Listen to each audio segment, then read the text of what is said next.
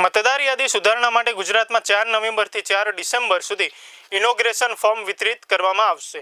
અત્યારે કુલ વસ્તીના 99.6% ફોર્મ પહોંચી ચૂક્યા છે। ગયા શનિવાર અને રવિવારે સ્પેશિયલ કેમ્પ દ્વારા બીએલઓને વિશેષ તાલીમ પણ આપવામાં આવી છે। ડ્રાફ્ટ યાદી 9 ડિસેમ્બરે જાહેર થશે અને 2002ની મતદાર યાદીમાં પરિવારના નામ લિંક થઈ જાય તો નવા પુરાવા આપવાની જરૂર નહીં। બીએલઓના નંબર અને બીએલઓ એપ દ્વારા પણ માહિતી મેળવી શકાય છે અને દેશભરના બીએલઓ સાથે જોડાવાની સુવિધા ઉપલબ્ધ છે।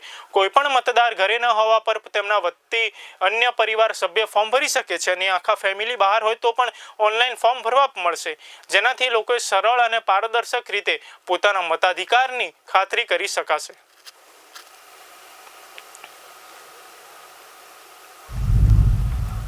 27 ઓક્ટોબરના રોજ ભારતના ચૂંટણી પંચે 12 રાજ્યો અને યુનિયન ટેરેટરીઝમાં એસઆઈઆરની ઘોષણા કરી છે અને ગુજરાતમાં બી અત્યારે એસઆઈઆરની કામગીરી ચાલી રહી છે।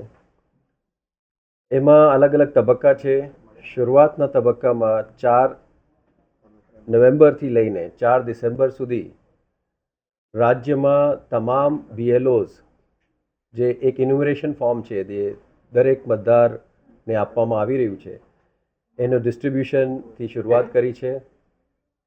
દરેક મતદારને આ ઇન્યુમરેશન ફોર્મ એમને પહોંચાડવામાં આવે છે અને અત્યાર સુધી ગુજરાતના 5 કરોડ 8 લાખ મતદાતાઓમાંથી લગભગ 99.5%, 99.6% સુધી બધા મતદારોને આ ઇન્યુમરેશન ફોર્મ ઘરે ઘર પહોંચી ગયું છે। અત્યારે જે ઇન્યુમરેશન ફોર્મ છે એને કઈ રીતે ભરવાનું એના માટે મતદારોને ગાઈડ કરવા માટે બી બીએલઓ હેલ્પ કરી રહ્યા છે।